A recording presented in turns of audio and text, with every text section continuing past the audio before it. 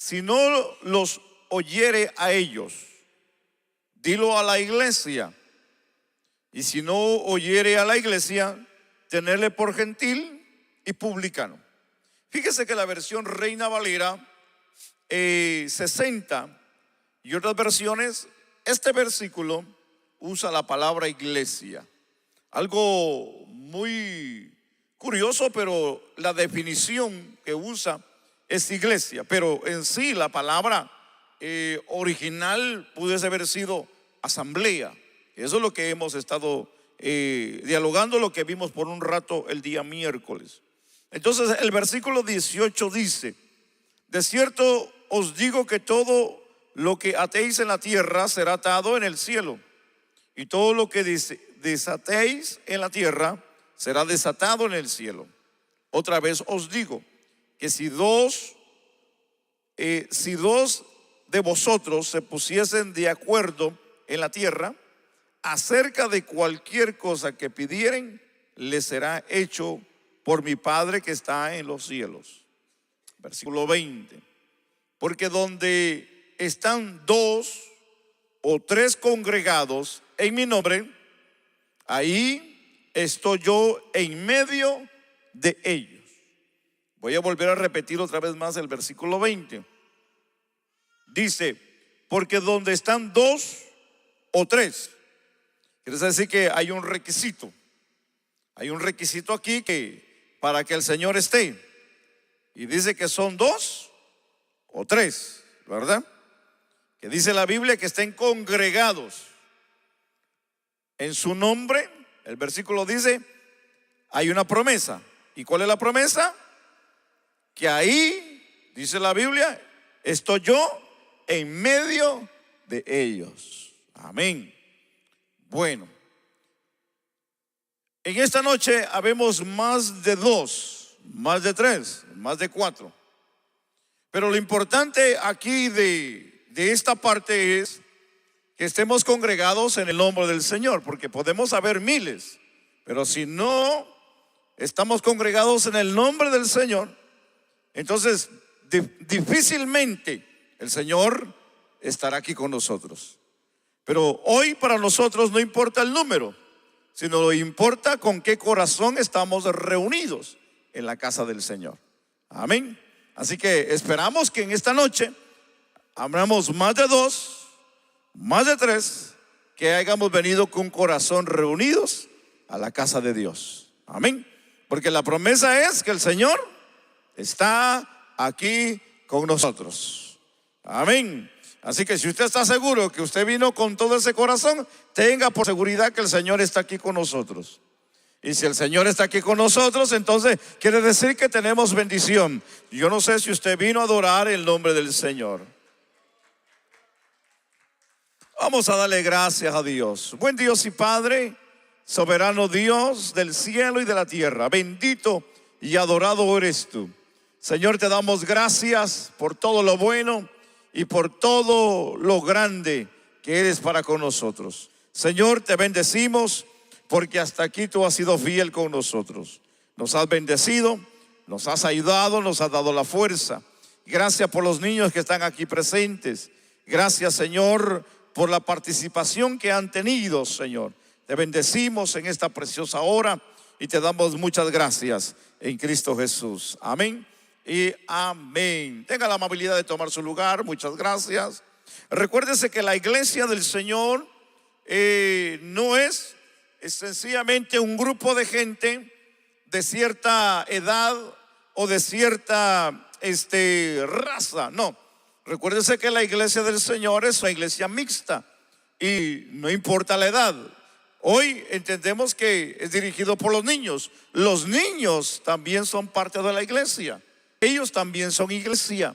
No importa si hoy alguien en este día se haya convertido al Señor, se haya arrepentido de sus pecados, instantáneamente viene a ser iglesia del Señor.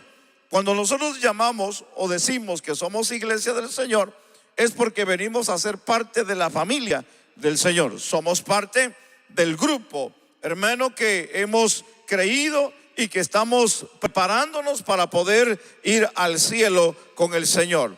nosotros hoy entendemos que somos personas transformadas y cambiadas por el poder de Dios. Pero fíjese que existe la tendencia, así podemos decir, existe la mentalidad, existe el pensamiento de mucha gente no cree en la iglesia.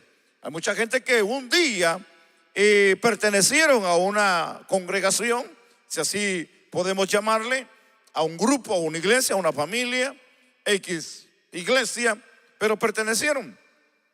Pero el tiempo pasó y ellos de una manera pudo haber pasado o pasó algo en la vida por la cual dejaron de asistir a la iglesia y de esa manera se quedaron en la casa, y ahí en la casa se han quedado y han pasado años, y para ellos el regresar o asistir a una iglesia no es de su conveniencia, ya no es algo que para ellos es bien visto, tal vez por la mala experiencia que tuvieron, o porque tal vez alguien no los atendió, o alguien tal vez no les dio el cariño o la atención que ellos necesitaban. Entonces quedaron, como decimos, con un mal sabor de boca, y ellos no quieren saber nada de la iglesia. Muchos de ellos dicen: yo aquí en mi casa, yo oro, yo leo la Biblia, y qué bien, ¿verdad? Y qué bueno que la gente puedan de una manera leer la Biblia y orar en su casa y tener una comunión con Dios en su casa. Pero ¿qué es lo que para nosotros en general nos puede asegurar de que la persona pueda estar dando testimonio de lo que la palabra de Dios a nosotros nos enseña? Pues eso Dios lo juzgará, ¿verdad?, el día de mañana. Pero el problema es de que hay gente que se encierran en el pensamiento y dicen: yo no necesito iglesia, yo estoy bien así, aquí Dios me habla. Y yo no sé en realidad si Dios, ¿verdad?, les habla, si Dios los ministra, si Dios de una manera los corrige, porque ellos ahí en la casa son sus propios maestros, ellos mismos son su propio pastor, ellos mismos son su propio líder. Quiere decir que no gobierna nadie más que solamente ellos. Pero de esa manera yo me he encontrado, hermano, de muchas formas, mucha gente que me dicen lo mismo, y es algo triste, porque la Biblia a mí me enseña, hermanos, que no nos dejemos de congregar, como dice la Biblia, como muchos tienen por costumbre.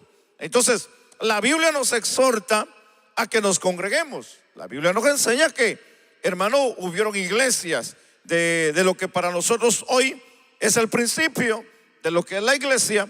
Entender que la iglesia, hermanos, nació en la muerte y en la resurrección de nuestro Señor Jesucristo, pero no se ve la historia, o la historia no corre de la iglesia sino hasta en el día de Pentecostés, que habla el libro de los Hechos, capítulo 2 de la Biblia. Entonces es interesante que la iglesia tiene una historia en la Biblia, tiene un momento de nacimiento, tiene un momento de desarrollo, y tiene un momento donde la Biblia nos enseña que da fruto. Por ejemplo, hablamos de el gran mensaje que habló Pedro, que se recuerda que la Biblia dice que se convirtieron 3,000 personas cuando predicó, hermano.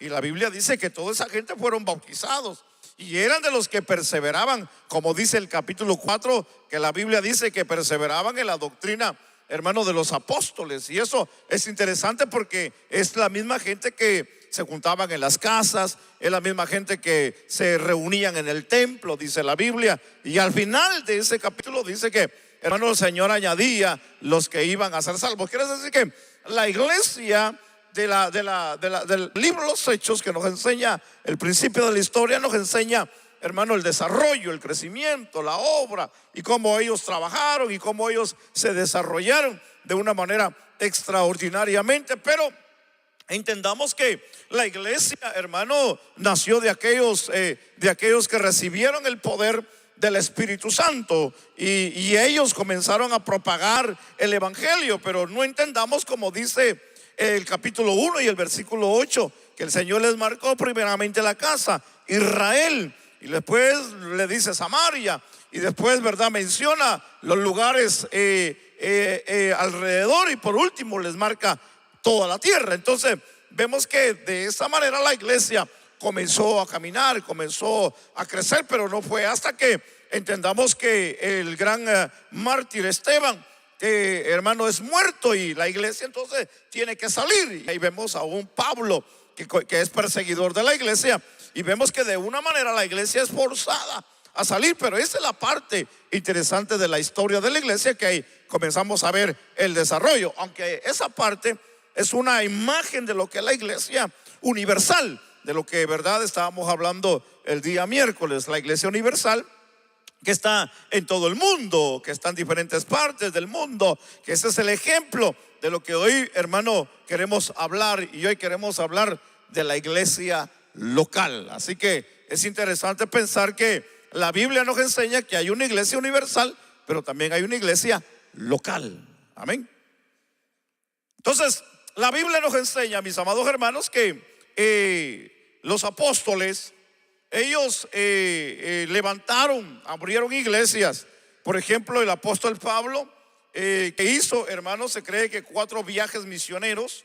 En esos 4 viajes misioneros que él efectuó, él levantó varias iglesias. Él, hermano, llegó a Siria, llegó a Grecia. También se cree que levantó iglesia en Grecia, aparte de lo que fue esa área donde él se movió más, en lo que fue, se me fue la palabra, donde él estuvo más trabajando, levantando iglesias. Lo tremendo y lo curioso de este hombre como apóstol, que donde él llegaba y abría una iglesia, como lo fueron los otros, dejaban a alguien trabajando, lo preparaban y lo ponían a trabajar, y lo dejaban cuidando aquella obra. Quiere decir que ellos levantaban una iglesia, pero no la dejaban así al aire o al descuido, no. Ellos, de una manera, el apóstol Pablo, el ejemplo lo tenemos de lo que es el capítulo 13 hasta el capítulo 20. Si no me equivoco, vemos sus viajes, sus visitaciones que ellos hacían al regresar, donde ellos habían levantado iglesias y donde ellos regresaban a fortalecerle la fe a través de las enseñanzas y de lo nuevo, de la revelación que el Señor les había dado a estos hombres. Ahora, de lo que tal vez hicieron los demás apóstoles, que la historia de la Biblia en el libro de los Hechos no nos menciona, podemos decir que también pudieron haber levantado muchas iglesias en aquellos lugares. Pero marcado bien en la Biblia están las iglesias que el apóstol Pablo, hermano, levantó. Ahí tenemos todas las cartas: la carta a los romanos, la carta a los corintios, la carta a los gálatas, y así sucesivamente a todas las iglesias que se les mandaron estas cartas. A cada una de estas iglesias era con el fin de poder motivarlos, era con el fin de poder llevarlos adelante, como entendamos el apóstol Juan, que también mandó cartas a las iglesias de Asia Menor, y ahí era donde estaban las iglesias. Se recuerda del libro de Apocalipsis, que habla 7 iglesias. Eso quiere decir que habían iglesias locales, habían iglesias en las ciudades, habían algunas probablemente que tenían hasta 2, 3 iglesias en cada ciudad. Entonces quiere decir que habían iglesias. El apóstol Pablo, cuando él salía a evangelizar y a hacer la obra misionera, él regresaba. La Biblia dice, regresaba a Jerusalén, donde estaba la sede, donde estaba la madre iglesia, a dar reporte de lo que él había hecho, de lo que había sucedido. Pero incluso ellos regresaban a la iglesia donde ellos habían crecido, donde ellos se habían desarrollado, porque tenían que darle cuenta a los líderes, tenían que darle cuenta a Pedro, que se cree que pudo haber sido uno de los líderes, aparte de Juan, que eran los que tenían el control del orden dentro de lo que es la iglesia que se había establecido allá en Jerusalén. Entonces, para ellos era importantísimo que hubieran iglesias, aunque entendamos aquí un punto importante, de que se estaba trabajando no como el cuadro de Israel, porque recuérdense que en el tiempo de Israel, en el tiempo de lo que era el tiempo del Antiguo Testamento, hermanos, solamente había un templo, y ese era el templo que había en Israel, en Jerusalén. Pero en el tiempo de lo que estamos hablando del principio de la iglesia, hermanos, no había un templo solamente, si así podemos llamar, sino que eran iglesias, eran lugares, incluso fueron hasta casas donde se realizaron, hermanos, cultos, hicieron iglesia, y ahí era donde se reunían los hermanos para adorar el nombre del Señor. Algo muy diferente a lo que fue y sucedió en el Antiguo Testamento. Entonces, en el Nuevo Testamento vemos un panorama completamente distinto y diferente a como Dios trabajó en el Antiguo Testamento con el pueblo. Pero recuérdense que aquí ya no estamos viendo cómo Dios está trabajando con una iglesia, podemos decir, no judía, sino una iglesia mixta. Recuérdense que en el capítulo 10 del libro de los Hechos comenzamos a ver el trato de Dios con el gentilismo, y vemos el ejemplo de aquel hombre llamado Cornelio, que la Biblia dice que Pedro, enviado, hermano, por el Señor a la casa de Cornelio, y la manifestación de un ángel en la vida de Cornelio para que llamara a Pedro, para que le dijera lo que debería de hacer, a pesar de que ya Felipe, hermano, allá en Samaria estaba haciendo milagros y se estaba manifestando el poder de Dios. Pero era importante que ellos supieran que el evangelio no era solamente para los judíos, sino que era para todo el mundo, era para el gentilismo, era para todos aquellos que creyeran, era para todos aquellos que quisieran tener una vida completamente diferente, pero no a base de religión, no a base del judaísmo, que esa fue la reprensión del apóstol Pablo a los Gálatas, hermano. Entender que ellos de una manera querían regresar otra vez más a los rudimentos de la ley, y él les exhorta, le dice cómo, le dice que ustedes van a volver o quieren regresar otra vez a lo que ustedes antes practicaban. Eso no es así, porque la salvación no es por obras, no es por la circuncisión, sino que ahora es por la fe en Cristo Jesús. Entonces el apóstol Pablo, hermano, les motivaba para que ellos de alguna manera entendieran que el Dios al que ellos se habían acercado no es un Dios cualquiera, sino es el mismo, el creador del cielo y la tierra. Solamente que ahora, como dice la carta a los Hebreos, revelado en el Hijo, hermano, como cuando se reveló con los padres y los profetas. Pero ahora el escritor de los Hebreos dice, pero ahora se ha revelado a través del Hijo a la vida de nosotros. Es interesante pensar que la razón por la que el Señor, hermanos, permite o hace que hayan iglesias era con un propósito, porque en realidad para poder avanzar y poder llevar el evangelio a todo el mundo, hermanos, se tenían que establecer iglesias. Se tenían que establecer iglesias. Es que si no se establecían iglesias, definitivamente no iba a crecer el evangelio. Entonces, la razón por la que, hermano, la Biblia nos enseña que hubieron iglesias locales era con el fin de poder llevar el evangelio, hermano, y poder ganar almas para el reino del Señor. Quiere decir que el propósito grande de que exista una iglesia en alguna esquina, en algún barrio, en una ciudad, es poder manifestar el poder de Cristo a la gente. No es para enriquecerse, no es para poder hablar porque nosotros tenemos un mejor edificio, o porque ganamos más almas que los demás, o porque tenemos más gente que los demás, o porque decir, bueno, nosotros tenemos miles, somos una mega iglesia, y ustedes probablemente tienen 2, 3, 4 pelones ahí, y para nosotros ustedes no son nada. No, la Biblia no nos enseña eso. La Biblia nos enseña de que se establecieron iglesias con el fin de poder manifestar la gracia del evangelio bendito de nuestro Señor Jesucristo. Y esa era la razón por la que ellos comenzaron a trabajar y a levantar iglesias en todas aquellas áreas, hermano, que la Biblia nos enseña. Ahora, es interesante pensar que la iglesia local es la imagen de la iglesia universal. Solo que hay un punto interesante ahí que debemos de analizar, y es que la iglesia universal, o podemos decir aquí, espiritualmente hablando, la iglesia de Cristo es la que el Señor conoce. Nosotros como iglesia local nos conocemos. Dios le bendiga, ¿cómo está, hermano? Buenas noches, que le vaya bien. ¿Cómo le va? ¿Cómo le trata la vida? ¿Cómo está usted? Y todas estas cosas que nos saludamos y nos alegramos de verlo. Pero en realidad el que conoce mejor que nadie el corazón de la iglesia de Cristo es Cristo, hermanos. Porque nadie como el Señor, que conoce el corazón de cada uno de nosotros. Por eso que es importante pensar que cuando nosotros nos reunimos a la casa de Dios, debemos de venir con un corazón, hermano, agradecido, un corazón lleno de felicidad, un corazón lleno, hermano, de poder hacer la obra de Dios. ¿Sabe por qué? Porque el versículo que leímos dice que donde están dos o tres congregados en su nombre, ahí está el Señor. Pero déjeme seguir un poco con esta parte, que es interesante la historia. Y es fascinante entender cómo la iglesia se desarrolló, cómo la iglesia creció, cómo la iglesia persistió a través de la persecución, porque la iglesia tuvo persecución. La iglesia tuvo problemas en el caminar.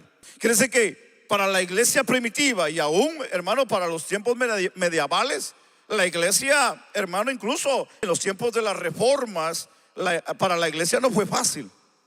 Para la iglesia no fue fácil. Para la iglesia fue difícil, hermano, el poder salir adelante y el poder alumbrar en medio de un mundo lleno de oscuridad. Incluso al finalizar lo que fue la etapa de la persecución, cuando Constantino, hermano, da la libertad para que la iglesia saliera, hermano, públicamente, no es que digamos que haya sido el error grande, no, porque tampoco podemos decir que era de Dios que estuvieran encerrados y bajo persecución. No, claro que no.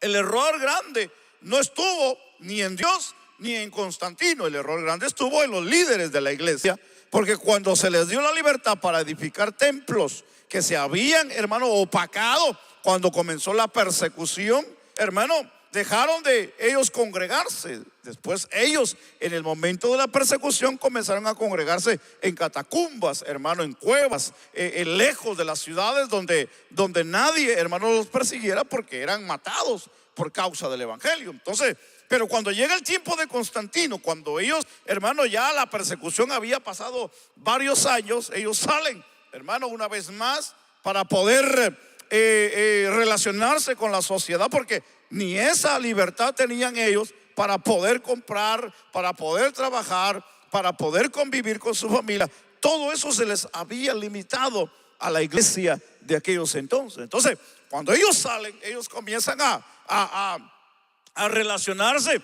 y ahí es donde nace el catolicismo, ahí es donde nace lo que es la religión popular, y ahí es donde nace todas las religiones que hoy en día podemos ver, porque ahí es donde sale y comienza por primera vez el papado. Entonces entendamos que la Biblia, la historia de la Biblia es fascinante entenderla, porque ahí es donde nace, hermano, una forma de iglesia, pero no una forma de iglesia como fue al principio, como la Biblia nos enseña, hermano, que fue fundada, que fue trabajada por los apóstoles, como fue en el caso del apóstol Pedro, como fue en el caso del apóstol Juan, como fue en el caso del apóstol Pablo. Entonces entendamos que la iglesia, hermano, ha pasado y ha tenido cambios a través de los tiempos, pero entendamos que la iglesia, a pesar que ha tenido cambios a través de los tiempos, la iglesia del Señor ha permanecido, se ha mantenido y ha seguido caminando y ha seguido militando, porque la iglesia del Señor, recuérdese que aparte de que es una iglesia, hermano, que humanamente no la vemos, pero es una iglesia que vive dentro de las iglesias locales, donde nos reunimos, donde bendecimos, donde adoramos el nombre del Señor. Tal vez ahorita, hermano, la iglesia está adorando allá por el África, como también aquí estamos adorando en New Caney. Quiere decir que la iglesia del Señor está en todos lados, pero cuando nosotros hablamos de la iglesia local, estamos hablando que nosotros somos una imagen de lo que es la iglesia en sí. Quiere decir que nosotros hoy nos llamamos iglesia no por el nombre que tenemos, sino porque sabemos que hemos nacido a través, de hermano, de lo que es la muerte y resurrección de Cristo, por haber creído en esa persona maravillosa que se llama Cristo Jesús.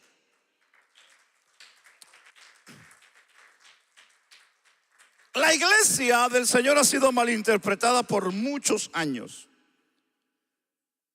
Y en realidad se ha dado mucho de qué hablar de la iglesia.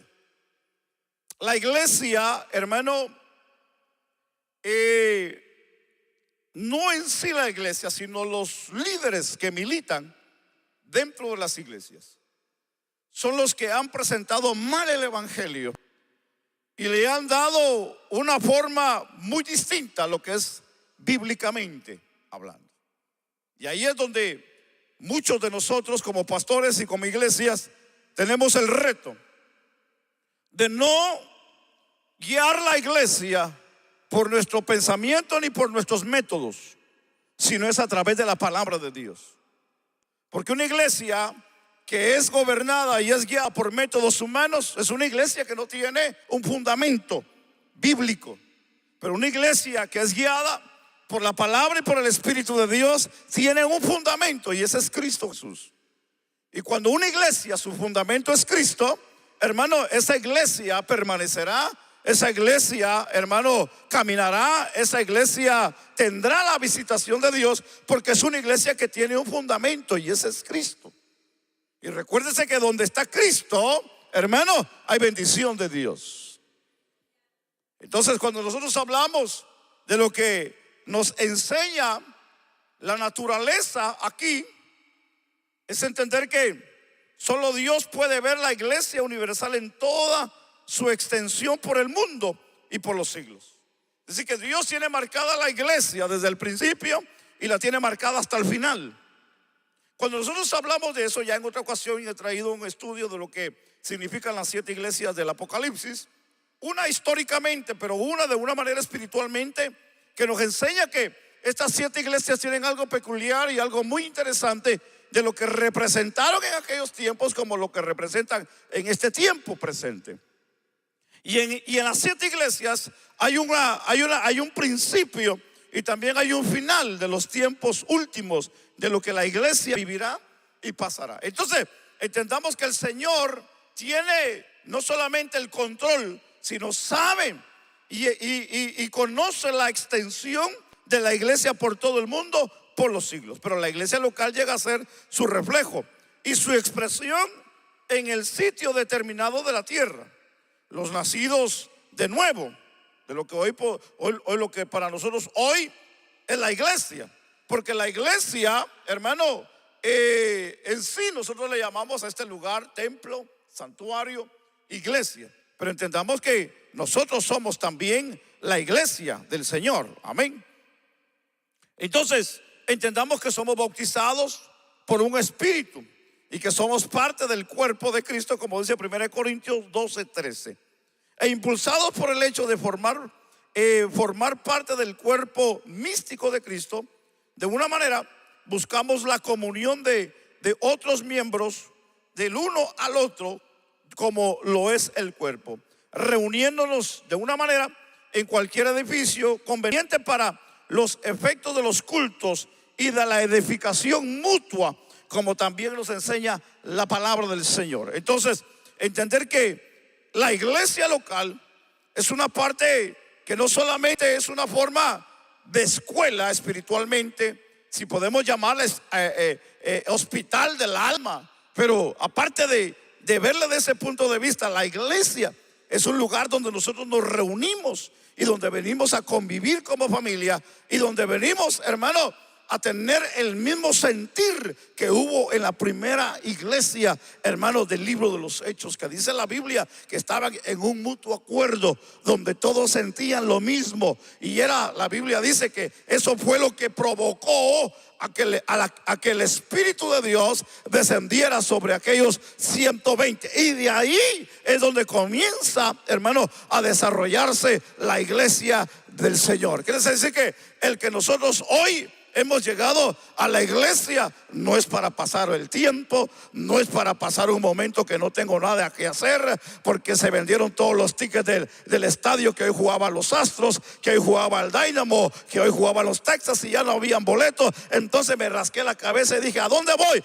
Voy a la iglesia. No, la iglesia no es para venir a perder el tiempo. La iglesia no es para ir porque ya no tengo a un lugar a donde ir, o no tengo otra opción, o porque estoy aburrido en la casa, porque ya me vi todas las películas del Netflix, ya me vi todas las películas que hay ahí en internet. La iglesia no es para venir solamente a socializar o para ver qué me consigo. Allí voy a ver si encuentro al novio o a la novia o a ver qué pasa. No, la iglesia, hermano, es más que eso. La iglesia es la reunión donde se reúnen los santos del Señor para bendecir, para adorar, para exaltar el nombre de Dios de una manera maravillosa en la vida, hermano, de aquellos que saben adorarlo. Entonces la iglesia, tenemos que entender que la iglesia es algo importante. Aunque es un edificio, pero en este edificio se reúne la iglesia del Señor, que ese es usted y soy yo, los que hemos nacido de nuevo, los que hemos sido cambiados por el poder de Cristo, los que hemos sido transformados por el poder de Dios. Nosotros nos reunimos aquí en esta iglesia y somos los que le damos vida a este edificio en el nombre del Señor. Porque la Biblia dice que donde están 2 o 3 congregados, ahí está el Señor. ¿Alguien puede bendecir a Dios? Entonces, claro que es importante que nosotros estemos aquí, hermanos. Amén. Entonces, cuando nosotros entendemos esa parte interesante, lo que la Biblia nos enseña, entendamos que las figuras de la iglesia local son muchas. Y de una manera podemos llamarle cuerpo, templo, santuario. Pero en todo ello, en lo que nosotros realizamos, el culto, la acción, vamos a llamarle la liturgia para que usted me pueda entender. Todo lo que nosotros hacemos dentro de la iglesia es con un propósito. Es con un propósito. Todo lo que se hace dentro de la iglesia conlleva una responsabilidad y un propósito. Quiere decir que los hermanos de la iglesia primitiva, por ejemplo, cuando la Biblia habla que tuvieron que elegir 7 diáconos para poder lidiar con aquellas mujeres y con aquel grupo de gente, porque la Biblia dice que eran los apóstoles que lidiaban y les daba de comer y eran los que preparaban la mesa. Aparte de que ellos les predicaban y les enseñaban, todavía ellos se iban allá al comedor a repartirles la comida a toda la gente que llegaba. Y no llegaban 5, no llegaban 10, llegaban miles de gentes. ¿Se recuerda cuando Moisés juzgaba a todo el pueblo cuando estaban allá al pie del monte Sinaí? Y que dice la Biblia, hermano, que era una gran fila que se ponían para ser juzgados por Moisés, por los problemas que había, problemas con los hijos, problemas con el matrimonio, con el esposo, con la esposa, problemas con el vecino, problemas con el perro, problemas con el gato. Y ahí toda la gente haciendo fila para que Moisés les diera el consejo. Pero cuando llegó el suegro Jetro y se dio cuenta de la gran matada que se estaba dando aquel hombre, le dijo en privado, le dijo, mira, le dijo, sería bueno, le dijo, que mejor te eligieras hombres preparados y que tú los prepares y los pongas para que juzguen al pueblo, porque tú solo, le dijo, no vas a poder hacerlo.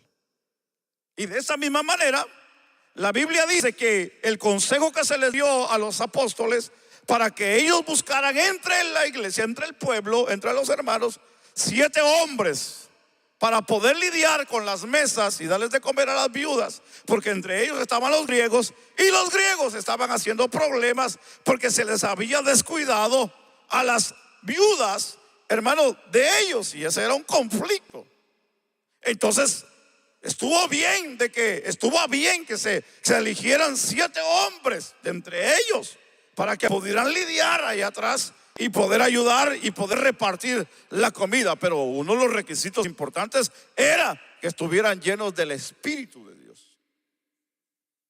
Wow. Que fueran hombres sabios, entendidos, para poder lidiar con la gente. Sencillamente estamos hablando de repartir comida, hermanos.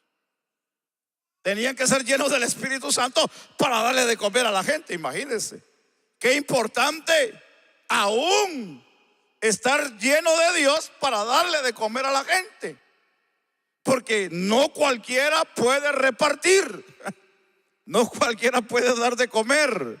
Alguien pasa por la línea, un ejemplo, alguien pasa por la línea y dice: no me gusta lo que me dieron, deme de lo otro. Y si el otro no tiene el amor de Dios, le tira el plato en la cabeza, hermano.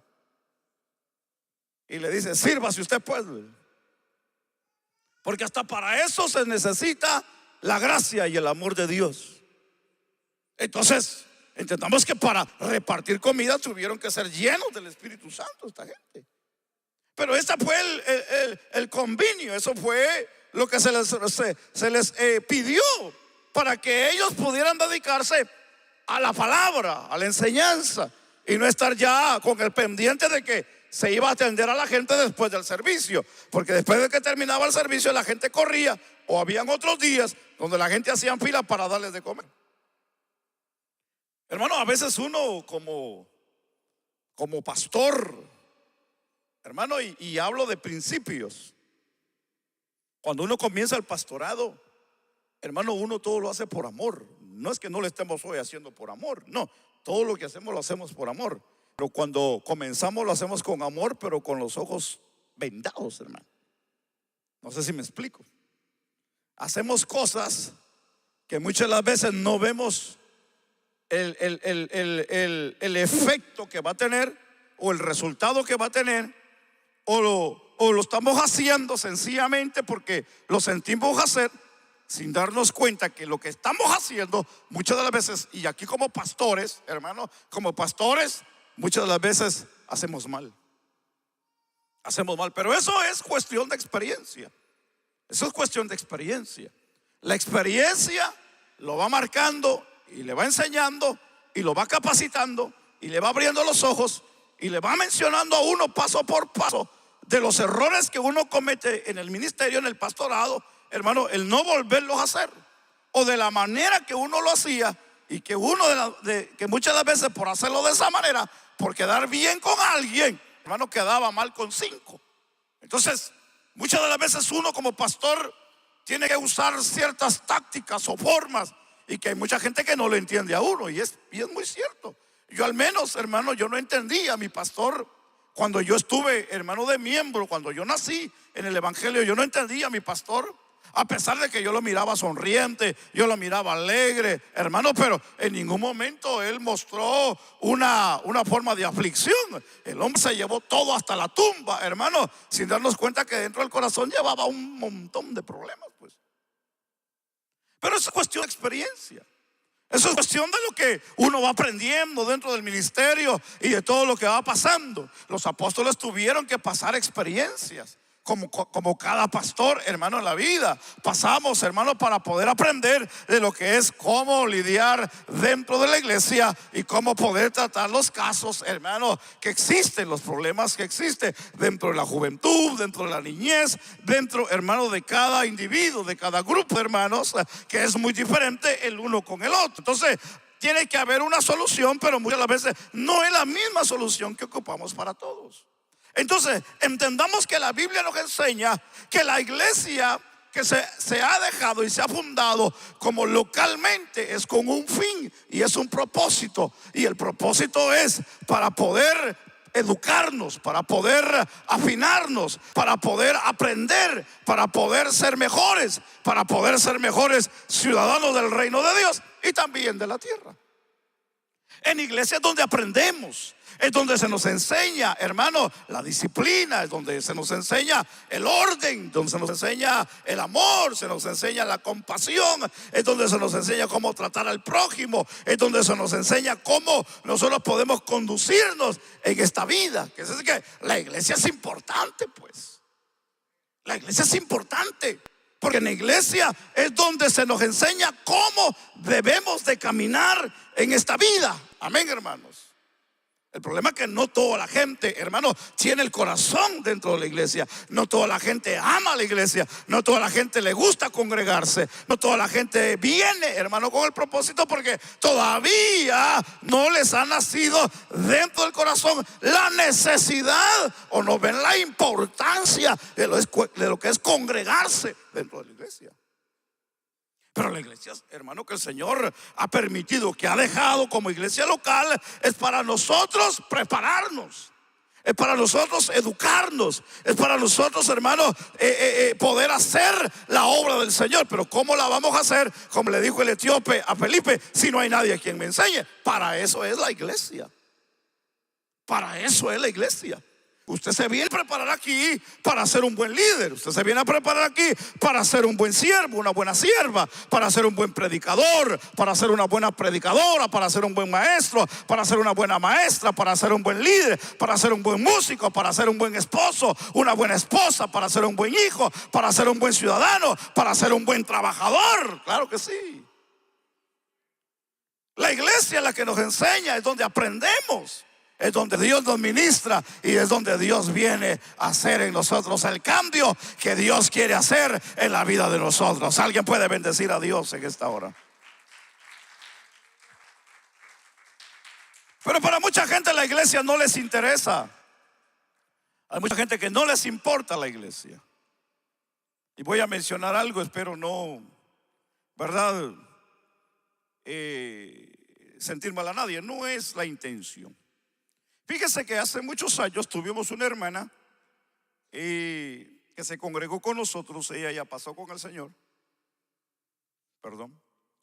Ella ya pasó con el Señor. Y en una ocasión nos mencionó a mi esposa y a mí, y no sé si a alguien más de los hermanos, que de la iglesia de donde ella se congregaba, donde ella nació, que eso fue allá en la ciudad de Houston, la mayoría de hermanos no llegaban a la iglesia. Entonces, bajo el consejo del liderazgo, llegaron a un acuerdo de que los servicios se hicieran de las 11 de la noche en adelante, para que los que llegaban tarde de sus trabajos pudieran llegar a la iglesia. Yo sé lo que usted está pensando ahorita. Fue lo mismo que yo pensé. Si yo voy cansado del trabajo, yo vengo bien cansado del trabajo, ya se le dio todo el día, y a esa hora yo ya estoy dormido. Así que para mí la iglesia, esa hora ya no existe. Ya yo tengo que hacer otras cosas, porque para mí la iglesia es cierta hora, cierto día, y no puedo estar en otro día ni en otro tiempo en la iglesia. Eso fue lo que yo pensé, que pienso que muchos de ustedes pensaron eso también. Pero fíjese que la hermana, yo le pregunté, ¿y cómo trabajó? ¿Cómo funcionó? Me dice, la gente llegaba. La gente llegaba, y no solamente eso, dice, todos los días había servicio. Todos los días. Y la gente, dice, no, pues la gente llegaba, claro. Había muchos que no, ya dejaron de llegar por el horario, y se entiende. Normalmente, comprensiblemente, eso iba a pasar, pues, que no a todos les iba a aparecer el cambio de horario de servicio de las 7 de la noche para salir puntualmente a las 9 de la noche y salir para su casa, ir a tomar café, ir a comer, ir a hacer algunas actividades todavía, quehaceres, y por último, ¿verdad?, acostarse terminando la tarea con los hijos y terminarse de acostar hasta las 12 de la noche. Pero en este caso no fue así. Y a mí me llamó la atención y dije, ¿qué iglesia será? Claro, no sé si sea la misma, pero el otro día le mencionaba un video a mi esposa. Le digo, mira la iglesia que me encontré en Houston, le digo. Es muy curioso, le digo, porque he estado examinando y observando los horarios de servicio y los servicios, porque el otro día en vivo un servicio y empezaron a las 11 de la noche. A las 11 de la noche tenían su servicio, y déjeme decirle que había 4 veces más de lo que estamos aquí hoy. A las 11 de la noche, y todos se miraban bendecidos. Bueno, así se miraban, ¿verdad? Es como hoy, si le pone la cámara a usted, se va a ver bendecido, pero el corazón yo no lo sé, pues, como usted.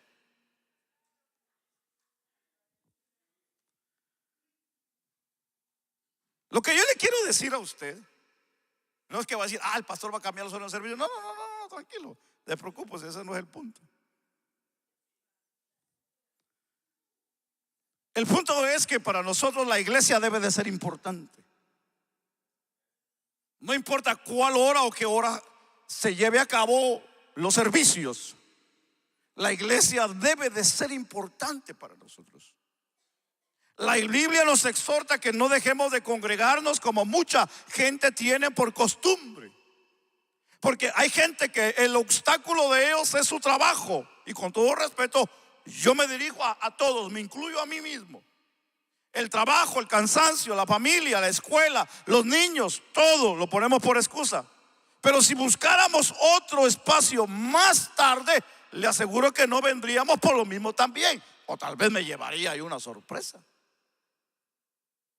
Pero muchas de las veces nuestras excusas para nosotros no acercarnos a la iglesia son muchas, hermanos.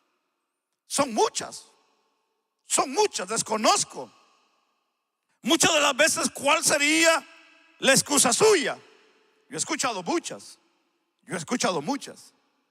He escuchado de que el carro no me trabaja, se me ponchó una llanta, me sentí un poco enfermo, tenía un poco de catarro, me dolía la nariz, me dolía un ojo, me dolía un pie, me dolía un dedo, me quebré una uña. Hermano, yo he escuchado todas esas excusas, hermano, por muchos años. Así que para mí eso no es nuevo, pues. De que es por el trabajo, eso ya lo sabemos.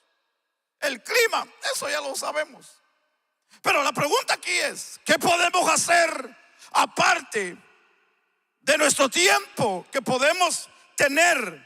¿Qué podemos hacer más sobre eso para poder nosotros, en un número uno, agradar a Dios, pero también ser beneficiados? Porque yo le voy a decir una cosa a usted: el hecho que usted venga no le está haciendo el favor ni al pastor, ni le está haciendo el favor a la hermana, ni le está haciendo el favor al líder. No, se está haciendo a usted mismo un favor, hermano.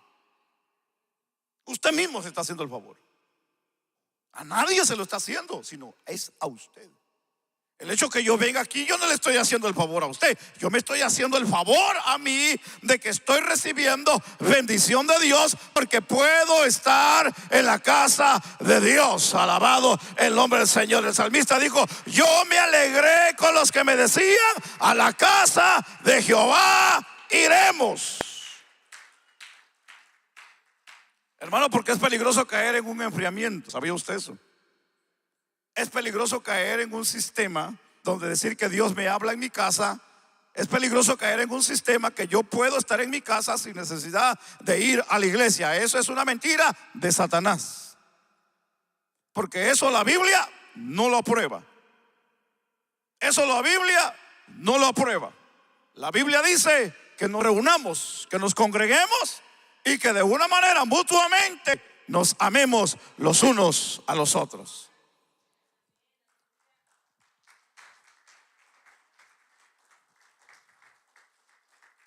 La Biblia dice en el libro de los Hechos de los Apóstoles que estaban ayunando la iglesia y orando, y vino el Espíritu Santo de Dios y dijo el hermano que estaba ahí, el Espíritu Santo le dijo a Pedro, parece que le dijo: apartarme a Pablo y a Bernabé para el ministerio. Esto nos dice a nosotros que dentro de la iglesia es donde surgen los ministerios, es donde se manifiestan los dones, es donde surge la visión para poder trabajar dentro del reino de Dios. Entonces, donde Dios ministra y llama es dentro de la iglesia. Entonces la iglesia debe de ser importante. Ahora, no es una organización. La iglesia no es una organización, es un organismo. Pero entendamos que en este organismo hay un orden. Y hay reglas, hay disciplinas, hay amonestaciones, hay consejería.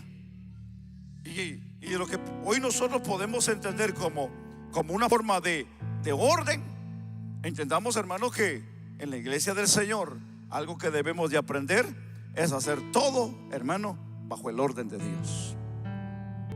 Una de las cosas que la Biblia no aprueba es el desorden dentro de la iglesia. El Espíritu de Dios es ordenado, y cuando Él va a hacer algo, lo hace y no pide permiso. A Él puede poner a cualquiera de cabeza, y que para nosotros pueda ser algo ridículo, pero si es el Espíritu de Dios, no podemos nosotros cuestionar al Espíritu de Dios, porque el Espíritu de Dios se conoce cuando es Él. Pero cuando no es el Espíritu de Dios, hay mucha duda en lo que se está haciendo. Por eso que algo que a nosotros nos interesa siempre hacer dentro de la iglesia es que sea el Espíritu de Dios.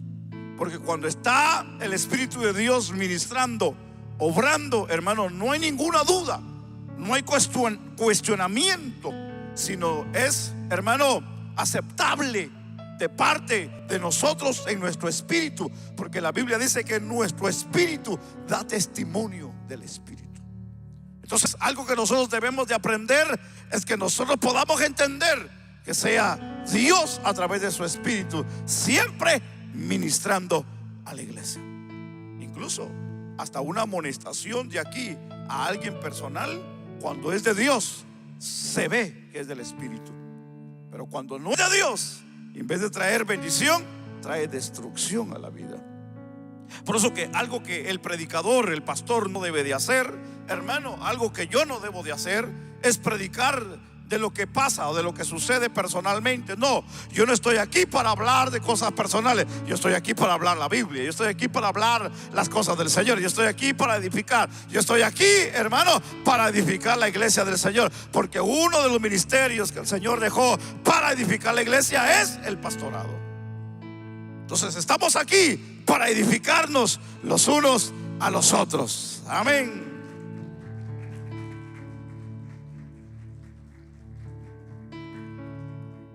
Ahora, yo termino con esto, pero esta parte es importante. No estoy entrando en detalles porque nos llevaría mucho tiempo, pero es importante que marque esta parte importante. Entendamos que hay un orden del Espíritu Santo, y el Espíritu Santo se mueve, pero se mueve en individuos, se mueve en personas. Y en esas personas que se mueve, son personas que tienen que dar testimonio de lo que es una vida cristiana. Entonces, cuando hablamos aquí, pongamos el ejemplo de ancianos dentro de la iglesia, que son los que cuidan la obra, son los que cuidan la grey. Líderes, hombres y mujeres, que son los que oran, los que ayunan, los que buscan de Dios, los que están al pendiente de lo que pasa, lo que sucede, de lo que se necesita, de lo que está pasando dentro de la iglesia, que esa es una parte importante. Entonces estamos hablando del cuidado de nosotros para la iglesia.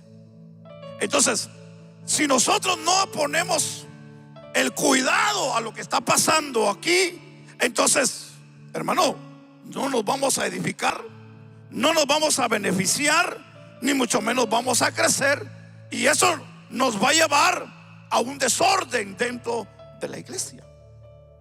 Pero cuando nosotros entendemos que nosotros somos parte de la iglesia, y como parte de la iglesia debemos de cuidarla, entonces, hermano, tendremos el cuidado en poder sobrellevarla.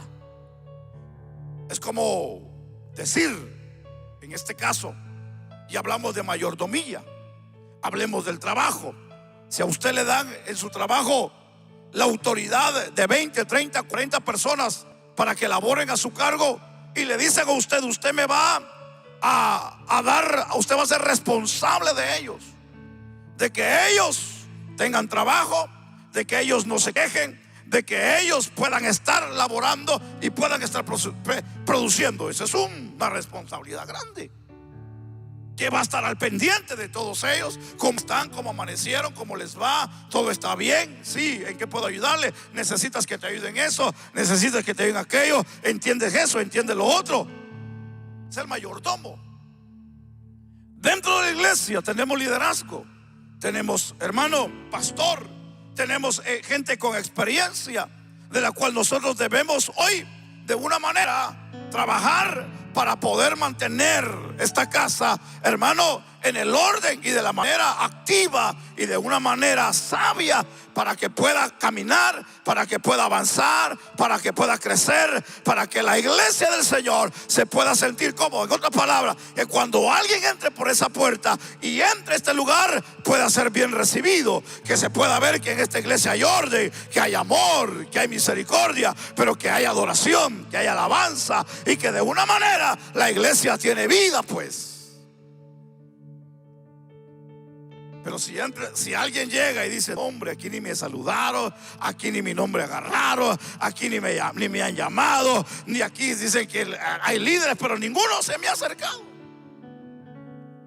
entonces no estamos laborando, no estamos trabajando, no estamos desempeñando nuestra labor como parte de la iglesia que somos.